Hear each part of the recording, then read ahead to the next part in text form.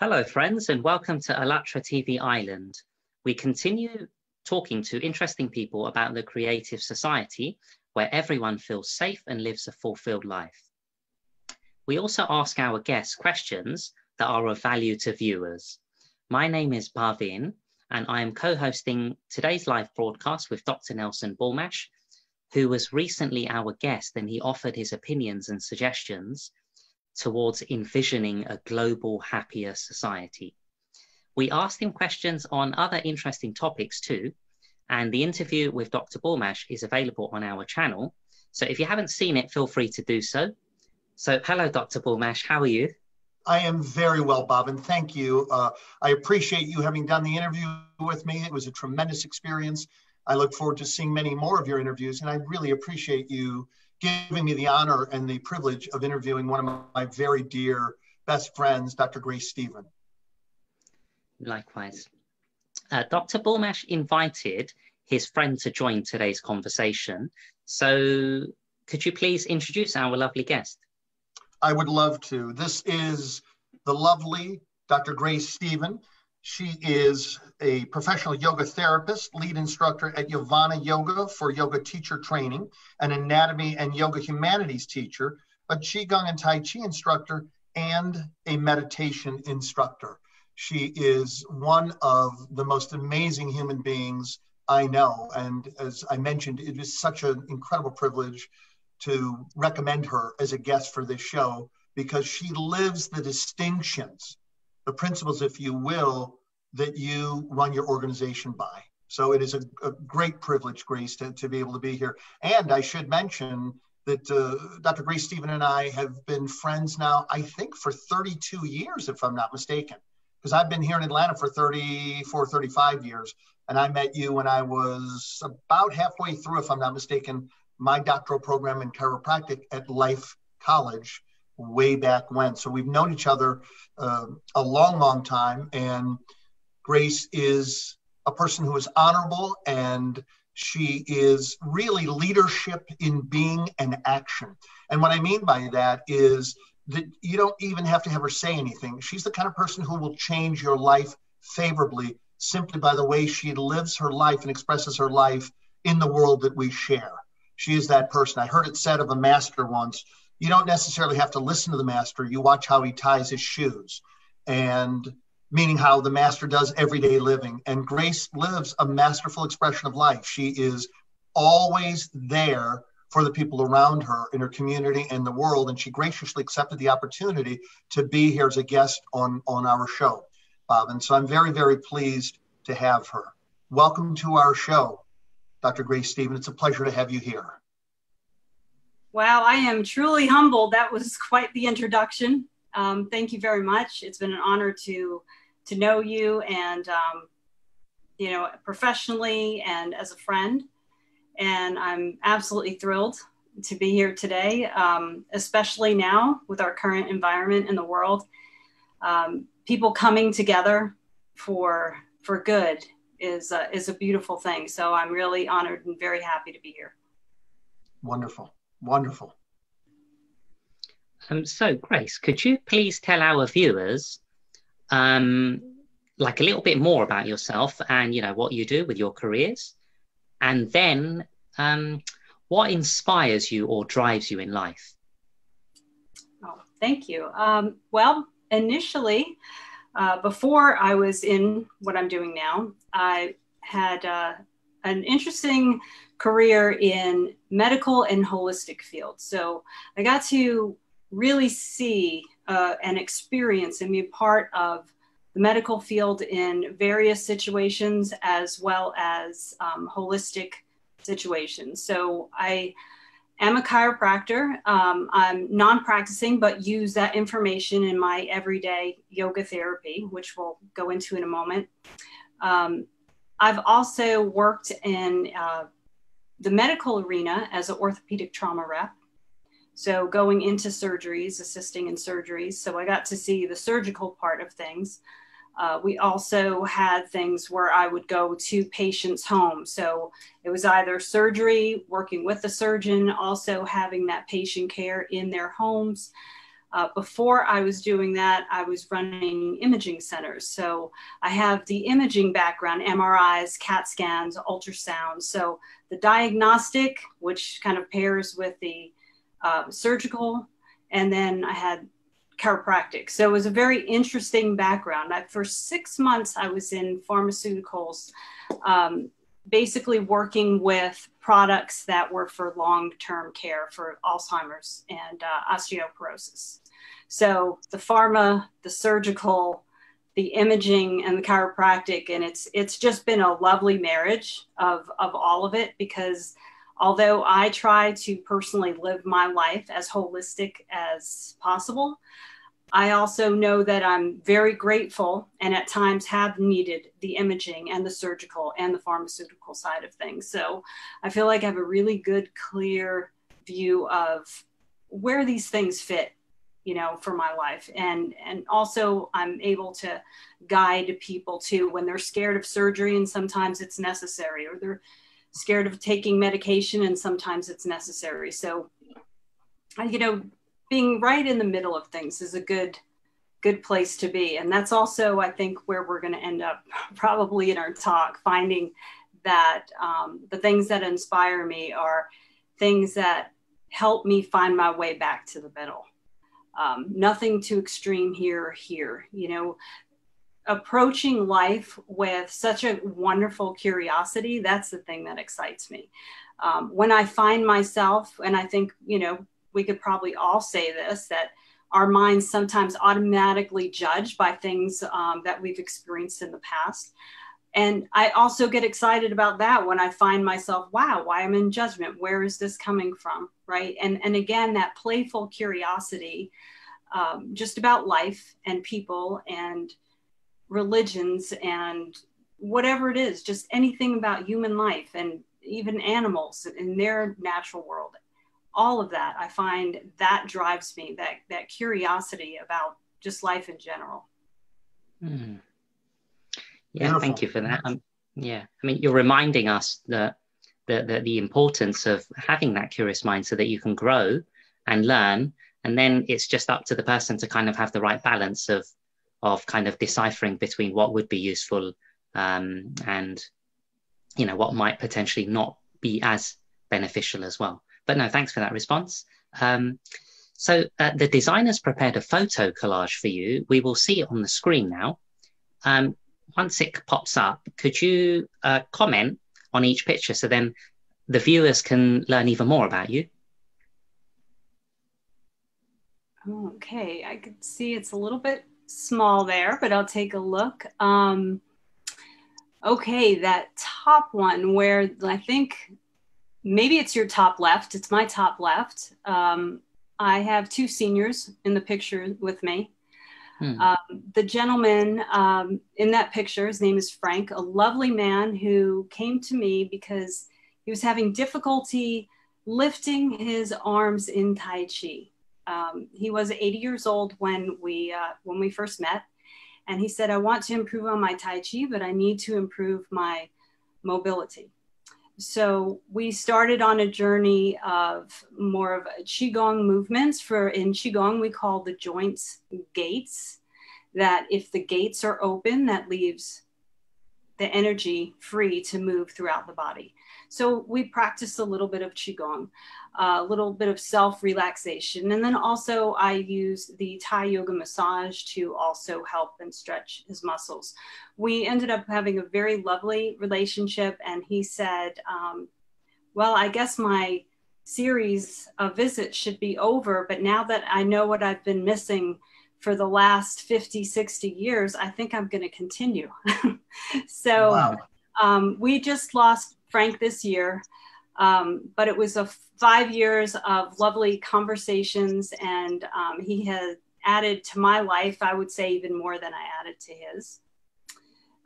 The picture below that with me holding a little bird, it would go right in line with what I was talking about with the curiosity of nature and how animals live.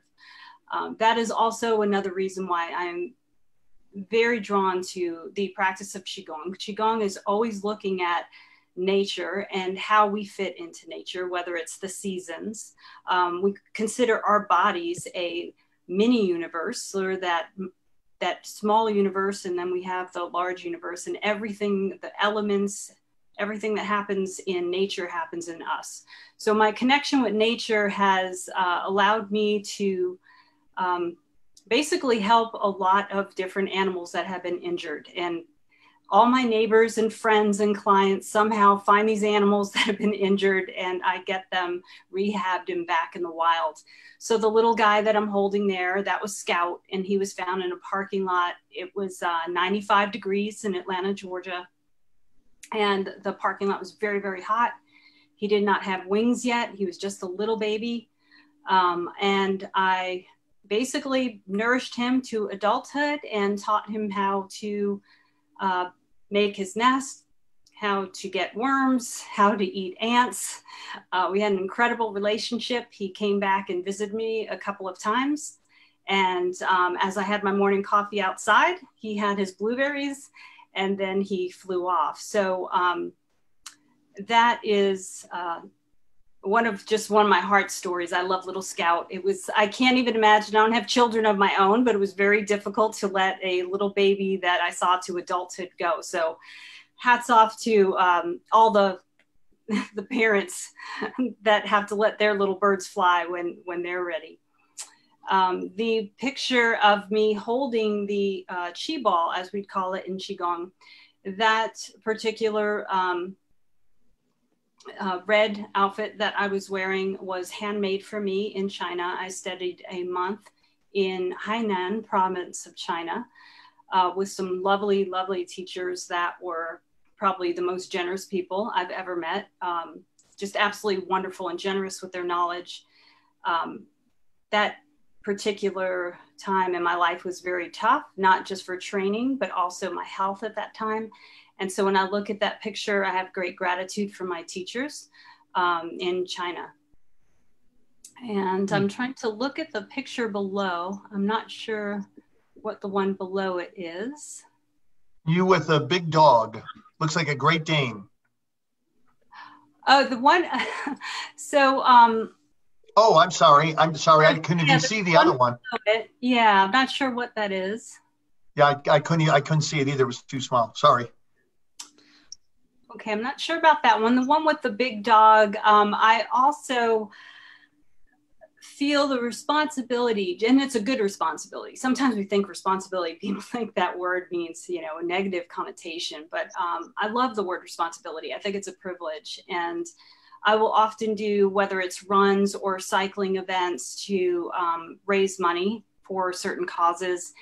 And that was a particular event where I cycled, I don't remember how many miles, I just remember how cold it was. But it was an event to help not only domestic animals, but also maybe farm animals that had been abused, or sometimes people they require or they purchase horses, large animals, and whether for whatever reason they get neglected or left. So that money went to taking care of animals. Of course, we see the picture above was a wonderful opportunity I had with Dr. Nelson Bulmash. I think that was my first live interview ever. So I guess that was the groundbreaking for coming here today. And that was a really wonderful experience. And it's a great show too. If you can, for those who are listening, Health Matters with Dr. Nelson Bulmash is a wonderful, wonderful show, and it's uplifting, and he has the most incredible guests. The picture next to that is me on a stand-up paddleboard. And I love sports of all kinds. I'm very, very active. I cycle, I've inline skated, I've run marathons, trail marathons, lots of different outdoor events. I'm just an outdoor person. But that particular picture warms my heart too, because I believe in doing something that, every day, even if it's just a little thing that scares you, really to push yourself out there. So when I was a child, I almost drowned in a pool. And so my challenge with water has been a big challenge for me throughout my life. If I would even just get my feet in a pool, my heart would start racing. I could literally feel like, you know, I was just going to go into a panic because I was put underwater. And unfortunately, there was a child that had mental health issues, and he was putting the boat that he pushed me out of over me as I tried to get up. So in my nature, it's not to stay in fear. So whenever I could, even though I was nervous, I'd put my feet in water, whether it was a pool or a lake or the ocean, get myself around water. And then finally hired someone to help me get my fear of going underwater out of my cells. Like I just wanted that fear just completely out. So I hired someone to help me with that. And I started to learn how to swim. And so then the big leap was being in open water on a stand-up paddleboard in the middle of the lake. Now, for me, I will tell you, I'm just still not a lake person. If the water looks murky and I can't see what's under it, it's still, you know, still creeps me out a little bit. But that just shows you my peace with the water is greater than my fear for what's under the little murky waters of some of our lakes in Georgia. So I've spent the entire summer and actually the last 3 years paddleboarding, going in different types of water, even some with alligators in Florida, and meditating even at night, doing stand-up paddleboard in the evening on water, which would probably a few years ago would have been the scariest thing for me to do. And just really embracing it. And I think that's a big thing for all of us. We all have something that just scares us or maybe terrifies us.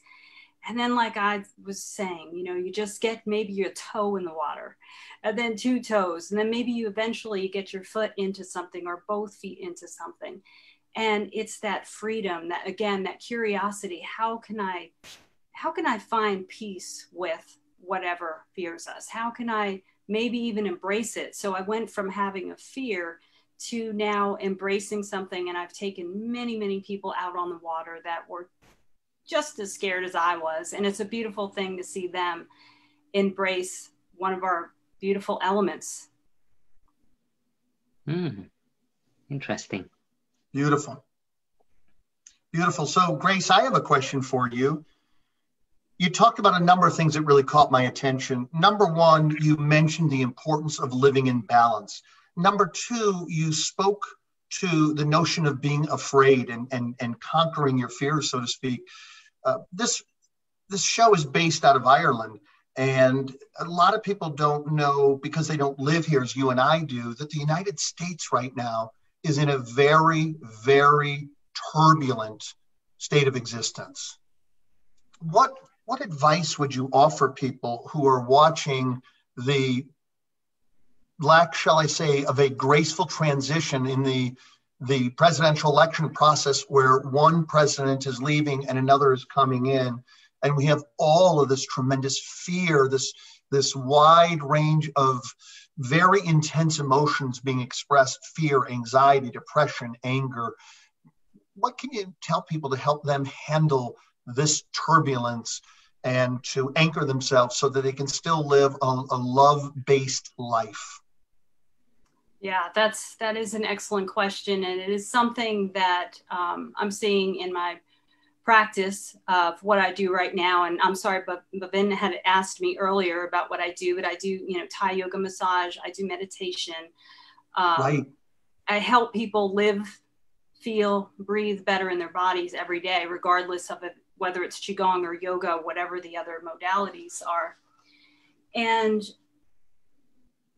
I find that part of what we can utilize is a self-discipline, number one, limiting ourselves of what we're hearing and seeing that is negative. You'll have agendas on both sides, right? And then sifting and sorting through that. We might need to do that to get the information that we feel that we need to make a decision for maybe our voting process. That being said, there are many people who have the television or the news on all the time, the radio on all the time. And in Qigong, we say that Qi, or life force, comes in many different ways. And you're either promoting Qi, you're either promoting your life force, or you're not. You're depleting it. Beautiful. That choice. You could be depleting it. Yes, you can be depleting it. And that's what we do. We deplete our resources when we're constantly visually watching something that's negative. And then we're hearing, right? So what we see, what we take in through our eyes, that has a physiological effect. It's not just a Qigong practice. It's not just an esoteric.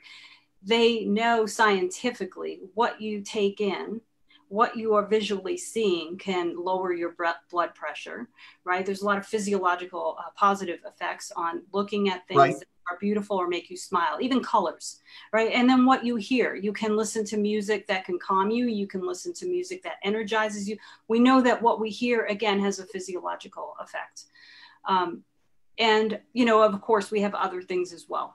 We have what we eat, what we taste, right? So the idea of the discipline in how much do I need, maybe 10 or 15 minutes per day. This is what I'll, you know, listen to, see what I want to sort out.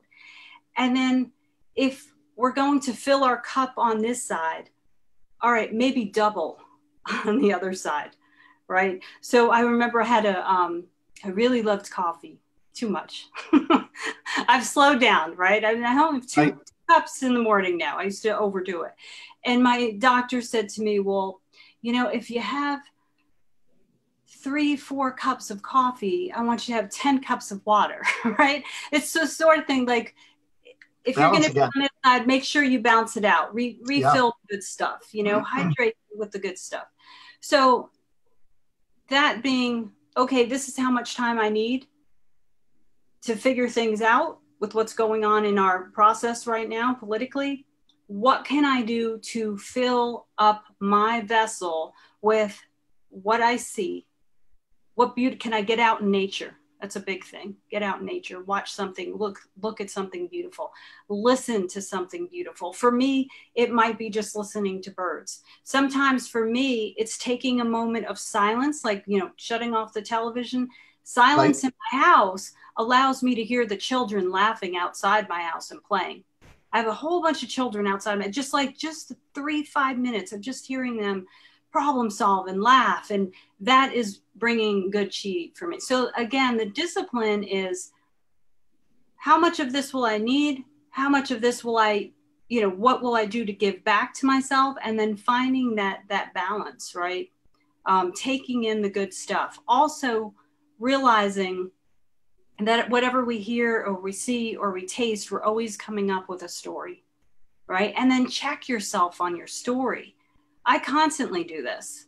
Now, not that you're double guessing everything you're doing in life. I don't mean it that way. My teacher used to say, we're always going to tell ourselves a story. And we do, about everything. That's the nature of the mind. That's the nature of the brain. Always, what was the past experience? How does this relate to the past experience? This person reminds me of this, right? This energy reminds me of this. So what am I telling myself? What is my truth? Am I judging it on past experiences, right? And at the end of the day, now we're at a crossroad. Now we have a choice to choose a healing story, right? A healing story is always going to be the thing that uplifts you, that makes you feel good in your body, that allows you to sleep good at night. So again, discipline, balance, story, asking yourself, what am I hearing from myself? What am I telling myself? Where did the story come from? And at the end of it, can I tell myself a healing story? Because if we're going to tell ourselves a story, why wouldn't you choose the healing story? Why would you choose the story that makes you feel bad and mad and sad and yucky and not sleep at night? You know, that's always a choice. So there's a consciousness to it. You're not, I think, Grace, a lot of people default to their state of mind and being. They don't necessarily understand or ascribe to the notion that there's a responsibility to managing yourself in life. And you're suggesting we limit our negative exposure to these things that could be destructive to our mind, body, and spirit, and if using your example, you're going to have maybe 3 cups of coffee or so, then maybe you have 8, 9, or 10 cups of water to balance out the internal universe, so to speak. So live with balance and do lots of things to replete your spirit, your body, your chi, as you said. Yes, absolutely. Beautiful. And that default, right? That default is, instead of coming to that bad conclusion, that like our default would be that curiosity, that playful curiosity, that where the stories that I'm hearing, that I'm telling myself, that I'm getting a mind-body sensation based on the story I'm telling myself, right? What is my truth? Why am I thinking the way that I am? And have a curiosity about it instead of that. I think right now everybody's like A or B, black or white. The two sides are so, horns up. Opposing. At this point. Yeah. So we have an opportunity to have a curiosity about ourselves and come back to, because it's almost like we have that alter ego. What's going on in the world also, just like I said in Qiqong, what's happening in the world is happening in our little micro universe of the body. So we see maybe two sides politically not meeting eye to eye, but that happens all the time in our minds. How many times are we fighting ourselves in our minds? Sure. So it's the same thing. Ultimately, finding peace. Yeah, I agree. With some of the pieces that you mentioned, like having balance, being curious, and then in a way telling a new story based on anything that's wrong. And then just to summarize then, if someone is curious enough to, over time, because you can't do this all the time, obviously, but if they're curious enough to kind of, like magnify into parts of their life and then start to consistently tell a new story, the daily, throughout the day, a person is on a seesaw. One side is on the positive vibration and one side is on the negative, but the varying degrees is obviously depending on the level of positivity and negativity. So if they're very jubilant, really joyful, then obviously this positive side on, let's say this is the positive side, it's going to be down here. They're going to be like really happy. And in that moment, they're going to feel very vibrant. But if that person does what you're saying, which is to be curious consistently over time in as many subjects of their life, if they stay there, then everything you're saying will become even easier. And then you've just got much more balance. So, absolutely. Right. Thanks for sharing. You mentioned about yoga, tai chi, and qigong.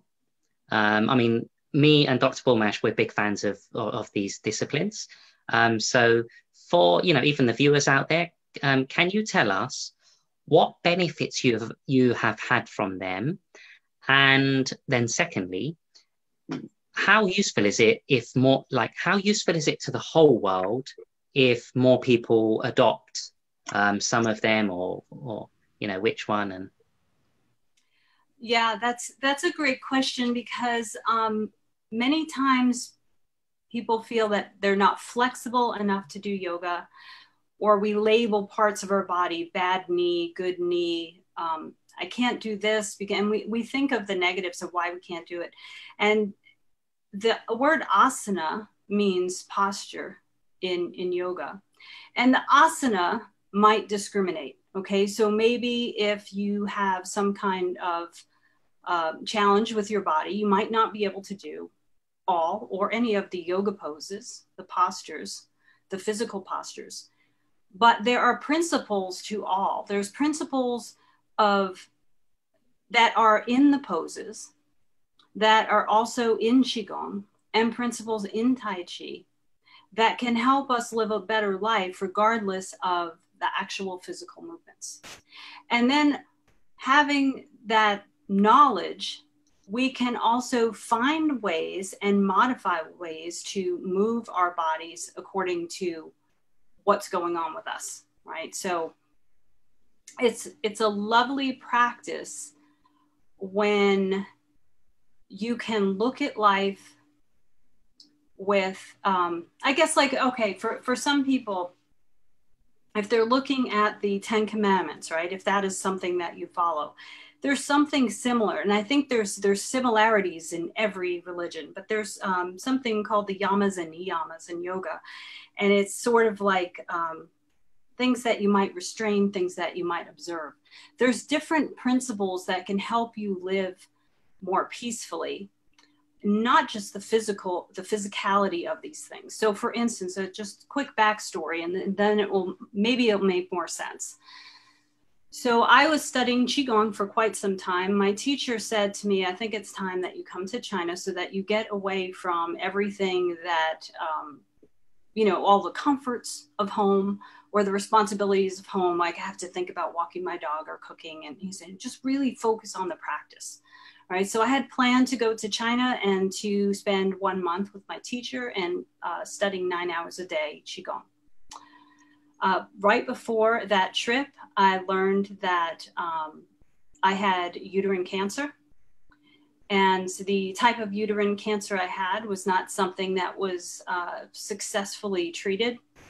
And there was something that I could opt for if I really felt like I needed to do something, but that was really more for me mentally, not that it was scientifically proven to be effective for this type of cancer.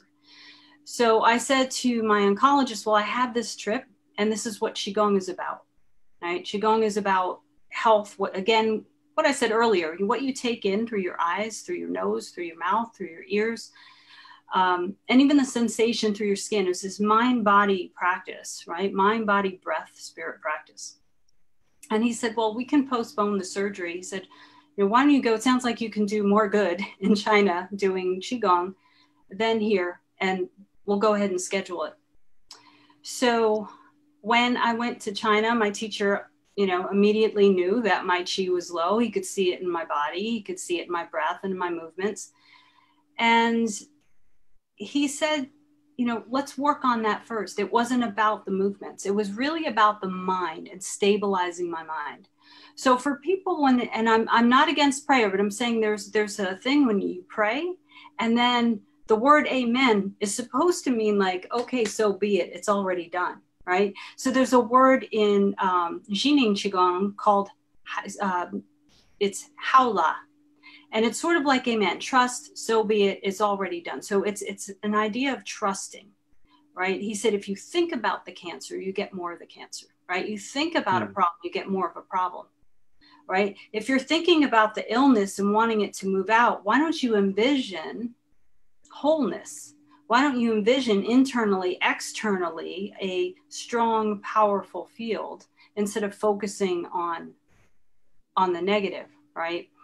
And so there began my practice at a whole different level where I began to see my body completely clear, whatever. I didn't think about the cancer, but I was envisioning through maybe even just movements with my hands. So if someone can't stand or if they're in bed and they're moving their hands or they're moving their hands with their mind, and then whatever needs to leave my body goes out to the formless, whatever needs to come in to strengthen, which is the form. Right? Which is a principle, is what I was meant earlier. A principle is that everything's going from form to formless, formless to form. And in yoga, we'd say Shavasana is the last pose that you do after your yoga class. And a lot of people don't like it because it's called corpse pose, right? And it sounds so scary, but it's not about us dying. It's about, it really is like a view of life. Things die and they're born. We get rebirth, you get birth, you get death. It is the cycle of life. Just lying there, you can allow yourself to, whatever needs to die off, thoughts, excessive patterns, things of stress, you can choose to leave on the mat. And Qigong or Tai Chi, you can move that with your mind, that energy, that mind-body energy through your hands, through your mind, wherever you want to put it. So basically the idea is when you have these practices, it's so much more full. Yes, the movements are beautiful. The benefits are coordinating your movement with breath, which helps you find a rhythm, better balance, restored movement of joints, improved breathing, which decreases, your blood pressure. There's lots of physiological effects, but the real gem is learning to stabilize your mind. Stabilize your mind of all the fluctuations of the mind. And I think that for me has been the biggest benefit in my life, in my personal practice. And what I try to share with other people, that yes, the posture might discriminate. Maybe, it's too daunting to think that you're going to do all the movements and memorize all the movements of Tai Chi. But at the end of the day, if you start to learn the deeper gems of these practices, it's a really wonderful guide for your life and will have a profound physiological effect. Interesting. Wonderful. Yeah. I mean, I'm sold. You have a new Zoom client now for the disciplines. Wonderful. Dr. Bulmash, do you have a question? I do. Thank you, Bobbin. So outside of Qigong, yoga, and Tai Chi, Grace, what are some of the practices you might do additionally that during this particular time of discordance here in the world with the fear of the pandemic and all that brings, and many people have lost their jobs, and we have the election, which is finally, it looks like the president-elect will be the president here in a few days. But what are some of the things that you specifically use outside of the three that we just spoke about, the yoga, the Tai Chi, and the Qigong, that really help keep you anchored and living the life consciously that you choose instead of that you're defaulted to? Okay, so two things that I did mention before, right? So there's the curiosity and self-study would be number one. And the other things, again, would be, it's hard to separate my life from Qigong and yoga because that is how I practice my life. And so I would think, well, what would I need to ground myself first thing in the morning?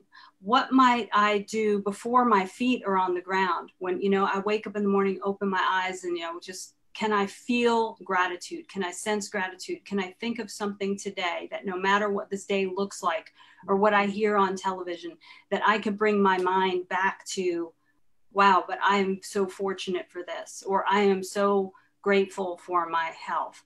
I think, you've talked about that too, having a gratitude, sense of the power of gratitude. It drives your life, right? So maybe waking up with that sense of gratitude, that loving kindness for ourselves. I think that, I hear that all the time. I see about 20, 25 people a week.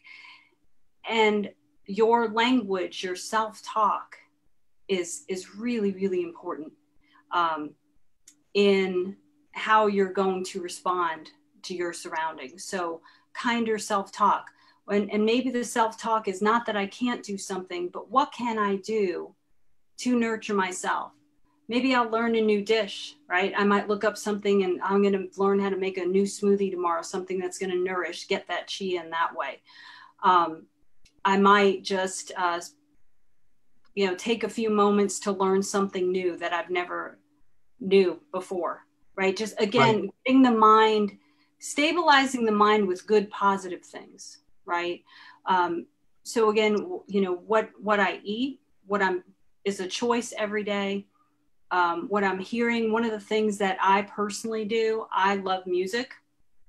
And it's interesting to me that a lot of people say, well, I've never been able to play an instrument because I don't have rhythm. We do have rhythm. Everybody, if we didn't have rhythm, we'd be dead. Our heart has a rhythm. Our life has rhythm. Like life is a rhythm. When you walk, there's a rhythm. There's a rhythm to everything in life. Life is rhythm. So I would say to people, for me, I go on the piano and I might play for 2-3 hours. I don't even look at sheet music. Whatever's coming through me, I'm just playing. Or I might, pick up the guitar. And so I'd say to someone, if you like music, who says you have to be on the radio? Go and take lessons for a month or two with the guitar. It doesn't, the goal is not even to be like a virtuoso, right? The goal is you know, I'm engaging my mind in something new. I'm learning something new.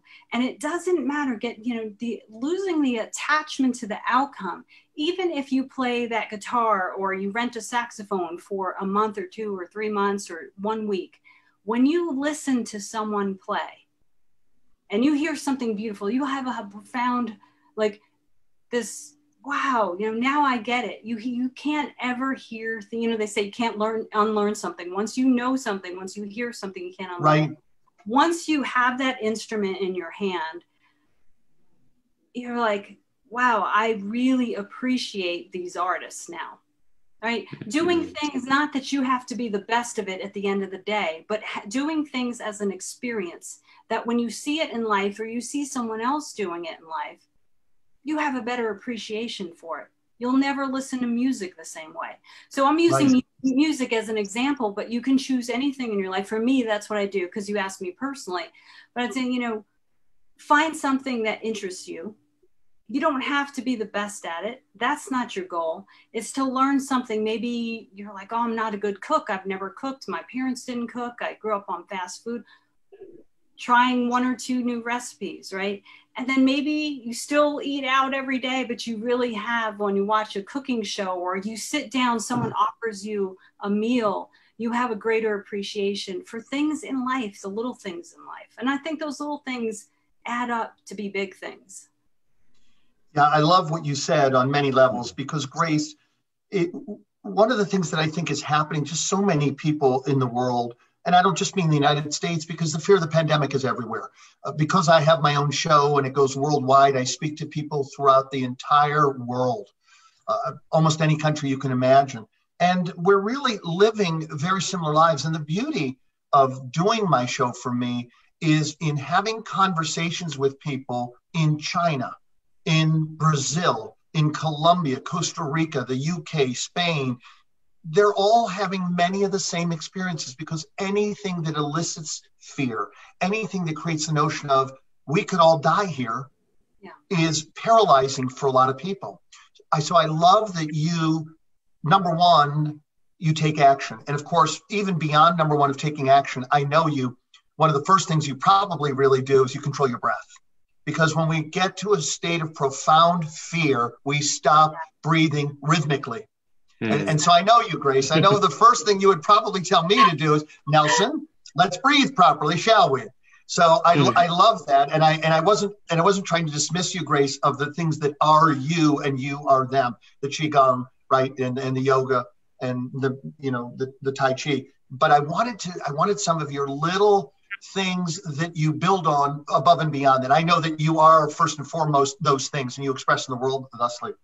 But I love what you said, because getting back into the rhythm of life, and as I mentioned, through breath, and that's what you would teach, is great. But then choosing consciously to do something, in your case specifically, you mentioned playing music, which is so beautiful, because music helps with what? Integration of brain. It changes positively mood. You get increased dopamine, so you feel good.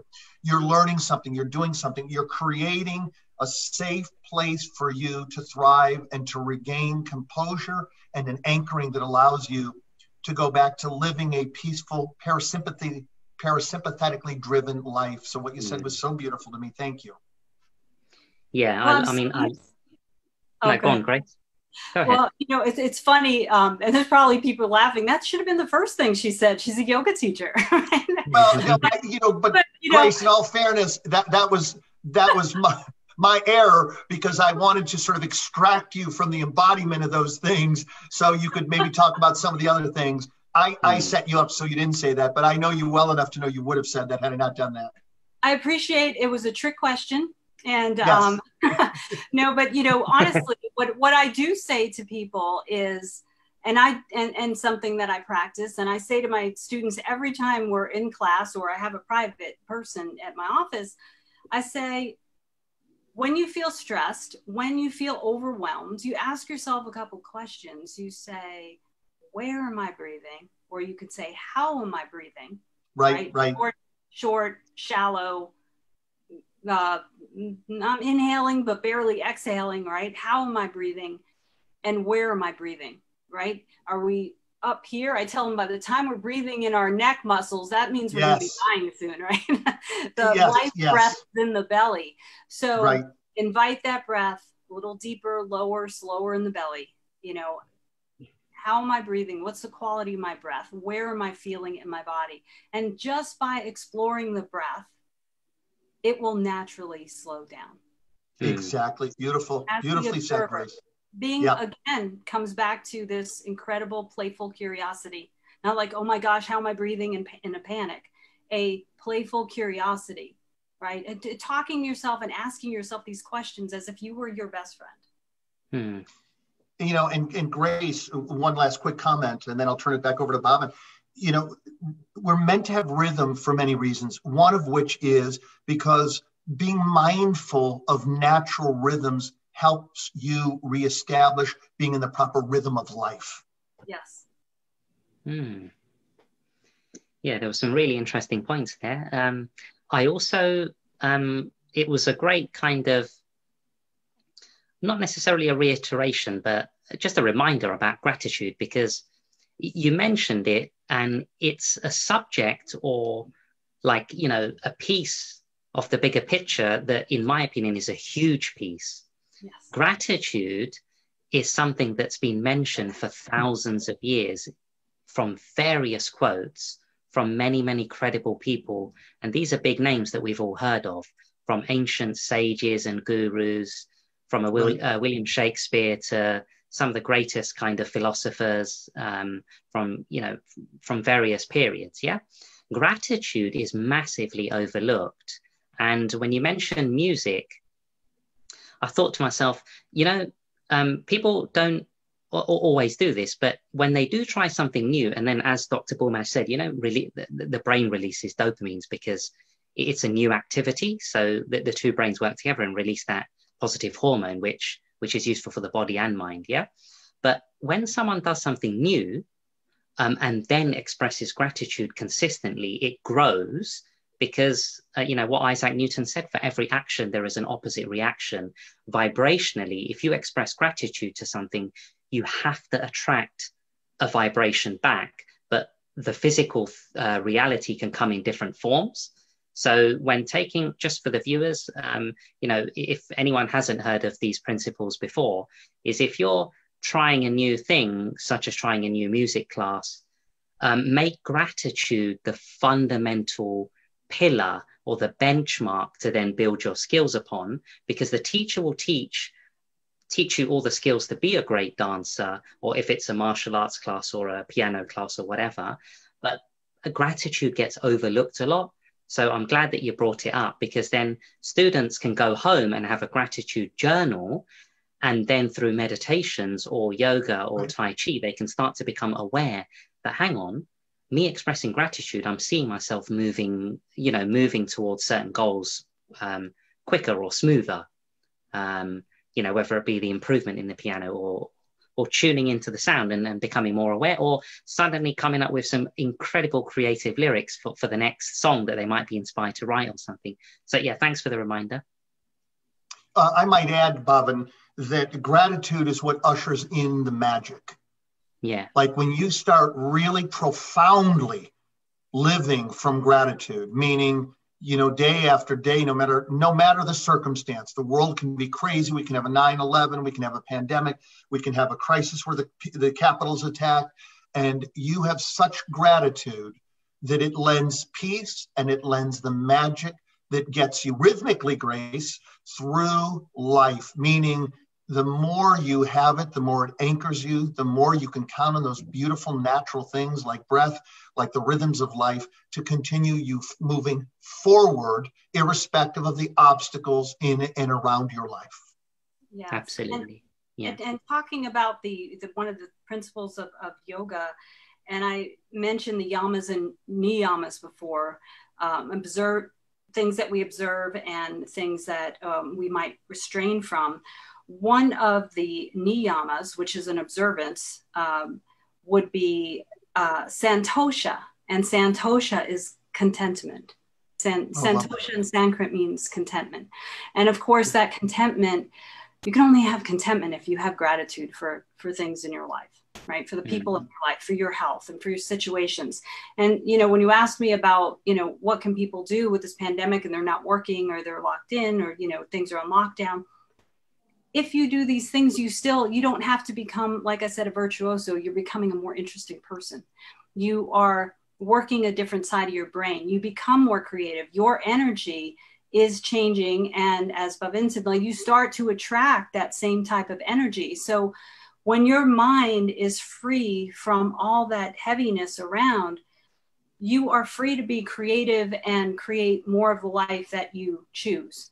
And then, of course, this pandemic's not going to go on forever. And then you will meet more like-minded people, and all of those things will grow from there. So taking care of self, and, you know, sometimes we think, oh, we have to hunker down, or here in the States, Bhavin, we've had an issue with people hoarding toilet paper and paper towels, and it's been like, I saw a video on YouTube. Impossible. I saw some gruffling and fighting going on in the supermarket. But that's why you need the martial arts, to answer your earlier question. Bobbin, you keep that training up. You hear me, Bobbin? You keep that martial arts training. I'm in Zen mode pretty much all the time. But, you know, trusting that you have enough, being creative, you know, that keeps your mind out of that fear base, right? You know, working, like you said, both sides of the brain. And that will change your life in general. You won't have to force changing your life. You can have peace regardless of the circumstances, you know, just by practicing these things. Like, regardless of what's going to happen, it's like, you can have peace regardless of any circumstance that's going on. And thank you, Grace. That's really the point or the place I wanted to go to with my question, is that you can train yourself so effectively, whether it be through practices like Qigong, Tai Chi, yoga, martial arts, whatever works for you. To, you know, I'm sure there are people who do dance that say the same thing. Anything that gets you back in that sense of feeling good, gratitude, rhythm of life, to really live a very consciously expressed life, and not absorb all of the drama, all of the trauma, but be content to be the observer. And that's one of the strategies that I've used, is I step back and I listen and I watch everything, and I say to myself, let me remind you, Nelson, we're going to be the observer of this. This is not our circus. We will watch, learn, and grow, but we will not be part of the turbulence or something that enhances the discordance, the turbulence, the anger, the hostility, or anything that leads to us, if you will, de-evolving is a word I like to use. Thank you, Grace, and Dr. Bulmash, for your input as well. Can you please, so Grace, just moving on to like the Creative Society, can you share your vision of a creative society, and one where, like, which you can describe for you, your family and friends, where everyone can live more happily? How do you envision it? As I envision it, first, again, you know, respecting, you know, just like your 8 foundations, right? I'm looking at them here, you know, knowing that there is value in everyone's life. Human life has value, as well as everything in nature, right? As you see, I'm very respectful for the nature and the animals around me too. And the human life and freedom, which are part of your 8 foundations, that is, as it pertains to the individual, I think is super important, right? So before we can, you know, say we value life outside of us and value freedom outside of us, we have to be able to experience that value of self and freedom, internal freedom, right? That internal world of freedom. So when I experiencing the life, I value myself, and I have freedom of mind because I have a sense of peace about myself, then that just kind of creates the basis, right? That's like the broth that my family simmers in, right? Because we have value we value each other. I have freedom in my mind and my self-peace so that I'm not expecting someone to give it to me, right? So that's some of the things when we have things or principles or things that we value in a household. But at the same time, we have to make sure, we have to self-check, we have to self-study and create this really incredible, resilient, peaceful environment within ourselves that helps create a peaceful household, that creates a peaceful society. When we do the studies, when we self-study and we, like I said, with music or whatever it is, that, and again, I talked about the creative mind, that gets us out of fear. When you're fearing, you're not creative. When you're in that fear mode, you are not being creative. You're just not, you're just thinking like, that's like fear is fight or flight. That's sympathetic. How do I survive? That's not creative mind, where you could be creative in how to love someone, how to value someone, how to honor their freedom, how to be transparent. Like, you feel that I am so free and so peaceful that I can be transparent. So all of those things you're asking, like, yeah, how could I do that in the household for, you know, creative, healthy, happy world, right? It all starts internally. You know, I could literally go through all of the foundations and say, wow, can I be transparent with myself, right? If we take that list, if everyone goes to your site and looks at these 8 foundations, say, well, how do they apply to me as the individual? Now, how can I apply these to my family? How can I teach my children these foundations, these principles? It has to roll over to the rest of our society, to our neighborhood, you know, to our state, to, you know, to our country, and then it just globally. I hope that answered your question, but. Yeah, no, that was perfect. Wonderful. Dr. Bulmash, if you have another question.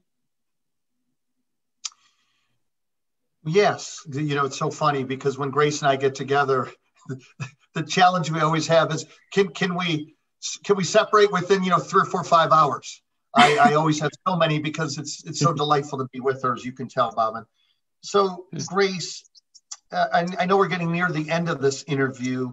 What are some of the things you would request of people to think about or to do that would help them to take on a more global perspective of learning to appreciate differences around the world in culture, in religion, needs, philosophical tenets that cultures are based on, so that we could all appreciate each other as unique and would allow us to have the opportunity to gain, to grow, to evolve, to transform in a way that leaves us connected, so that there is collaboration, there is cooperation, there is a sense of, let me get to know you, Bobbin, in the UK. Grace, let me get to know you where you are, to appreciate and help all of us foster a way of being and living that would allow life to grow and to transform, so there would be less violence, more peace, more love present. Mm-hmm. Yeah, that's an excellent question. And I think that goes back to checking self. You know, why am I thinking the way I'm thinking? Why am I feeling the way I'm feeling when I'm hearing this or seeing this? Why do I believe what I believe?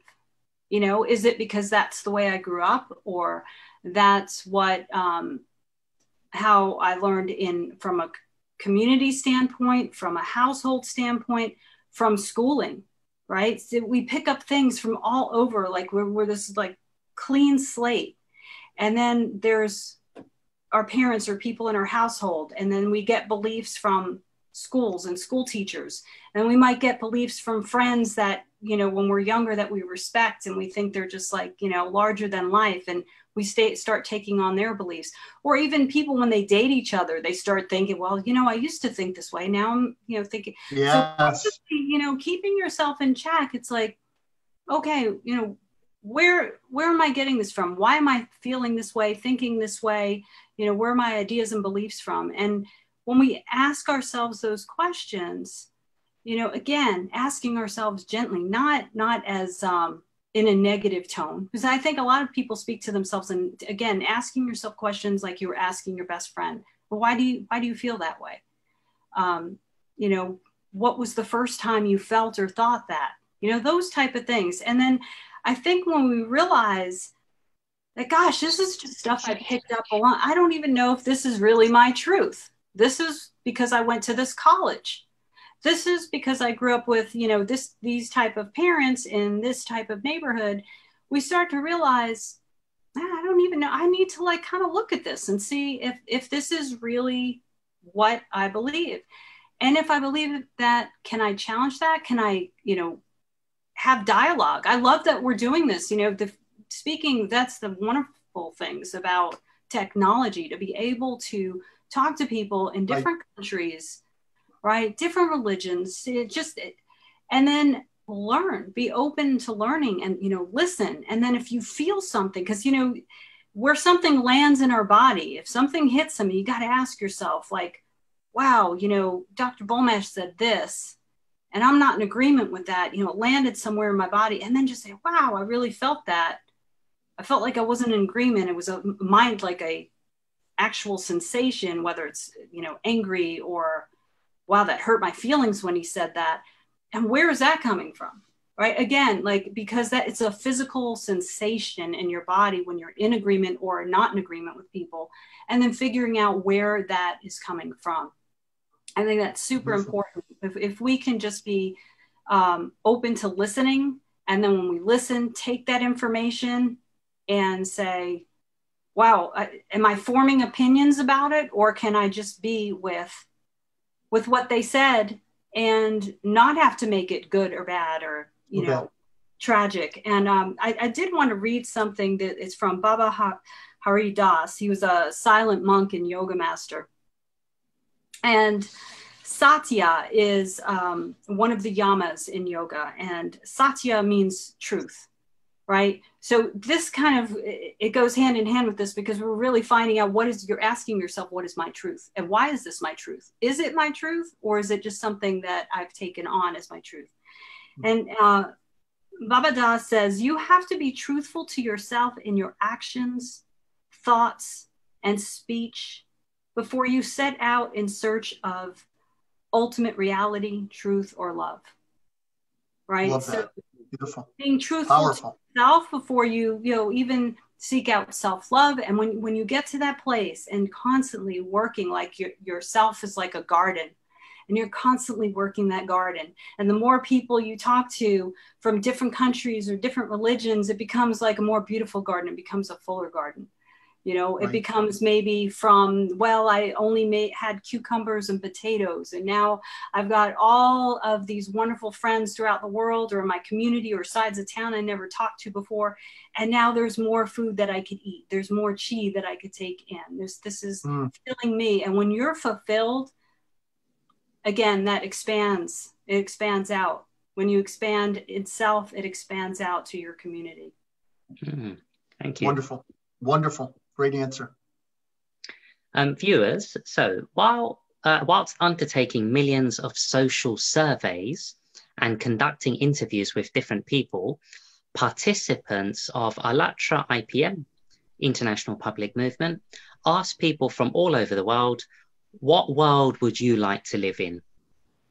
We found out that people, regardless of their nationality, religion, social status, and so on, have a very similar vision. That is how the 8 foundations of creative society were formed. They can be found on allatraunites.com. Let's watch a short presentation of them. So I'd like to ask our technical support to present them on the screen.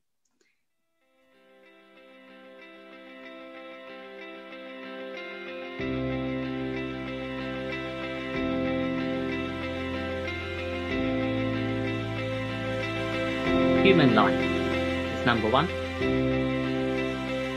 Number 2 is human freedom. Number 3 is human safety.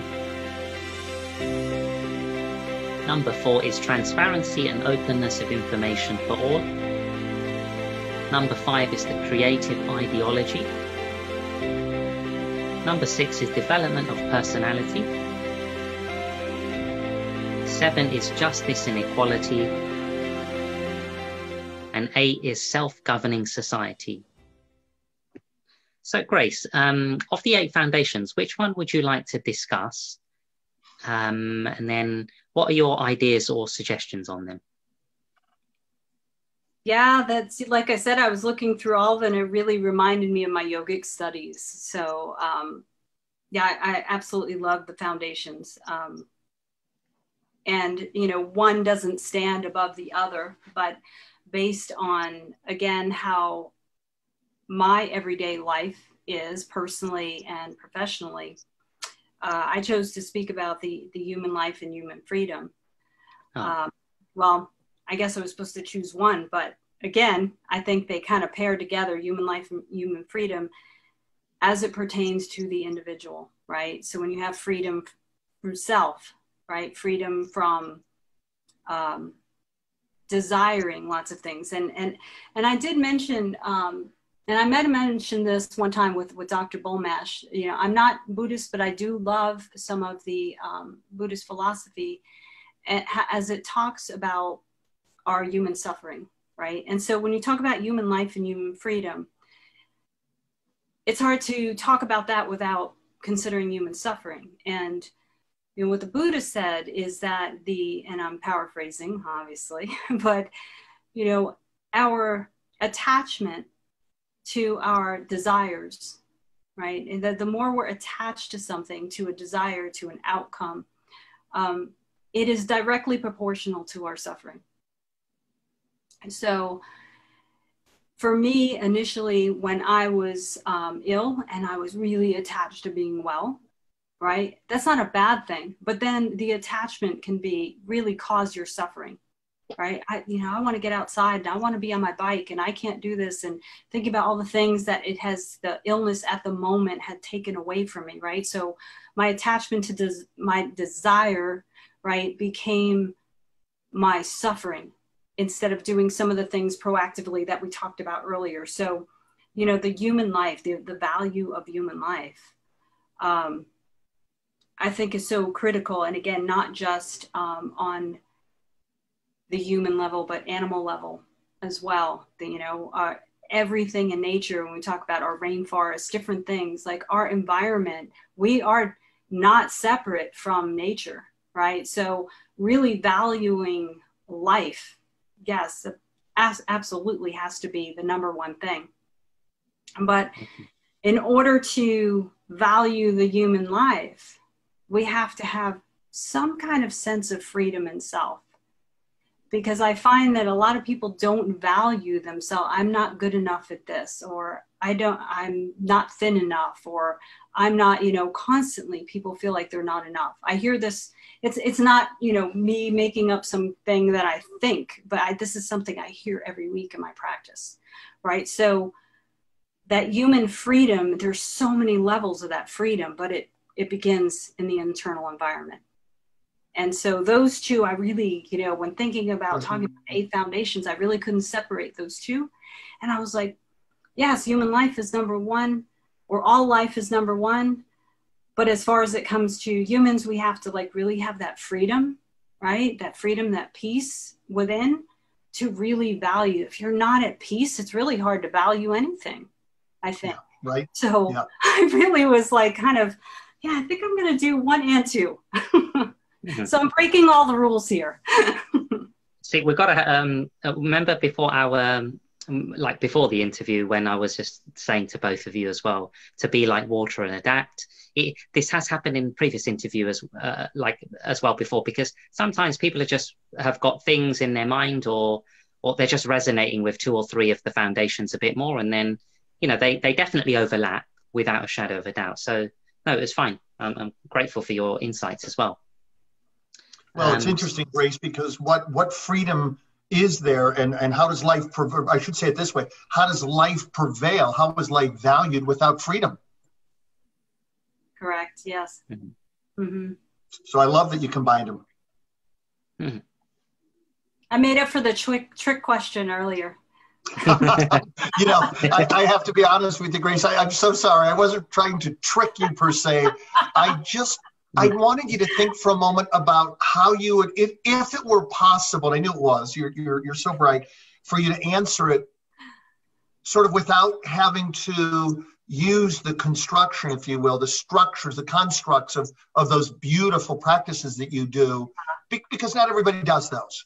And so I wanted people to be able to hear some of your profound thinking, you know, if they didn't necessarily have the practices you do to use to optimize their ability to think, to be creative, and so forth.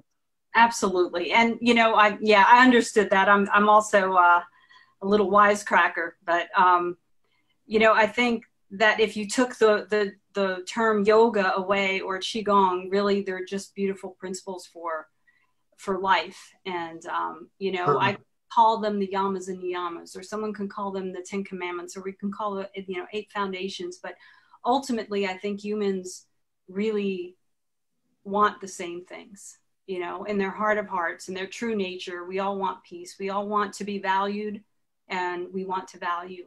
We all want freedom, but we have to have that freedom within, and we want that freedom, you know, without. And then transparency. Yes, we all want to know what's going, even with your friends, you want transparency.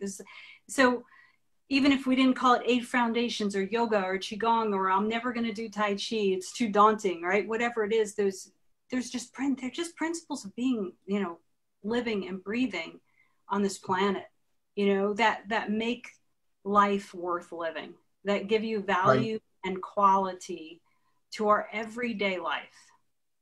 And I think that's ultimately what we're talking about here, you know, just basic Absolutely. things that don't cost anything, that literally do not cost you anything, to create a life that you want to live. You want your children or your family, and ultimately everyone on the planet. Mm-hmm. Very good point. So, yeah, agree. Dr. Bulmash, do you have the final question? Wow, you want me to ask one more question? Grace, interesting. Yeah, Grace, what are your final thoughts? I know what you said was very, very beautiful. Is there anything that you'd like to share with the world that they might take action steps after this interview to help move their lives forward, so that there's a greater sense of global community, connectedness, and that they feel more empowered, more inspired to live a life that is based on the 8 principles? You know, the person that keeps coming to mind, and it's all based, you know, on that freedom, the idea of freedom, you know, freedom of our own spirits to be at peace and to have a better world. Nelson Mandela.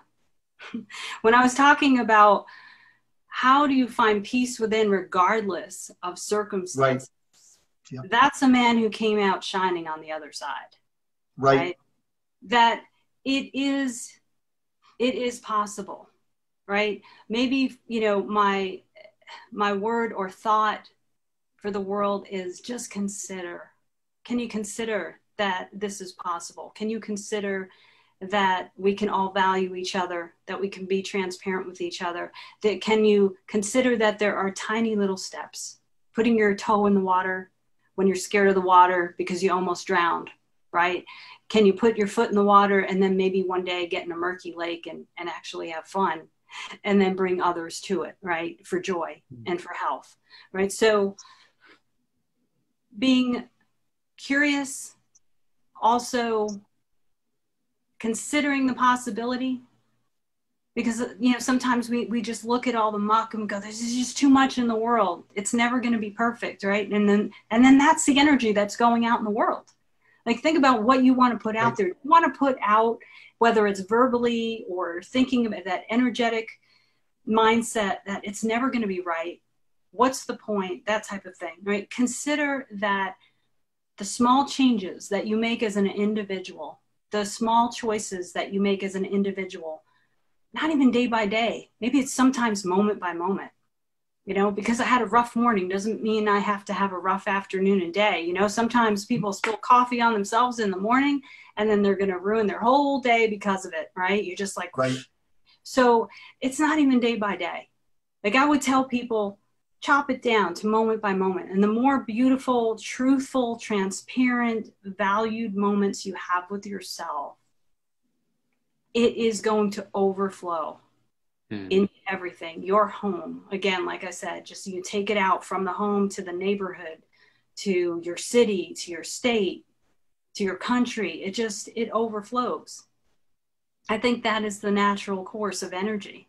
You know, you just know when you're around someone that just has this like energy feel like, wow, they're just lovely to be with, right? Or when you walk in a room when people argue, and even though they're not arguing in the moment, you feel that energy, right? So when we make those choices moment by moment, we're creating that energy field around us that people and animals and our community is going to respond to. And that's part of the beautiful responsibility of self-care. Right. Beautiful. So I would tell the world, just consider that we can do better. We can love better, live better, be kinder, be more transparent. Great words to live by. For our viewers, please have a look at the Creative Society project via our website, ALLATRAunites.com. The Creative Society project is open for everyone, regardless of their status, religious background, career background, etc. So once on the website, you can click on Join Us, which is the red button, and then there's a short registration form. As a participant, there are a variety of activities and projects you can be involved in. Some of the benefits of partaking in the projects are that you get to network with new people, and over time, you can develop your creative potential. Grace, we would like to ask you, who would you like to invite for one of our next live broadcasts? Someone you know personally, with whom you have mutual respect with, so then we can all continue a chain of meetings with people who can contribute their ideas for the Creative Society. The first person that came to mind, and I usually try to go with just that, you know, that gut feeling, that first instinct, would be one of my Qiqong teachers. He's also an author, has spent many years in various countries. I think he's very, very well-rounded. And his name is Kenneth Cohn, and he is a master of Qigong and Tai Chi. Okay. Yeah, so feel free to connect us, you know, with him, of course. And just so that you know, we like to invite people from all backgrounds as well. So, you know, it doesn't have to be a coach. This is just to reiterate to the viewers as well. It could be from any career background. We're open to having creative ideas for a more happier society from everyone, really. So, yeah, thank you, Grace. You're welcome. So I would just like to thank you again, and Dr. Bulmash, and of course the viewers. So grateful to have you watching us, and see you at the next broadcast. Thank you.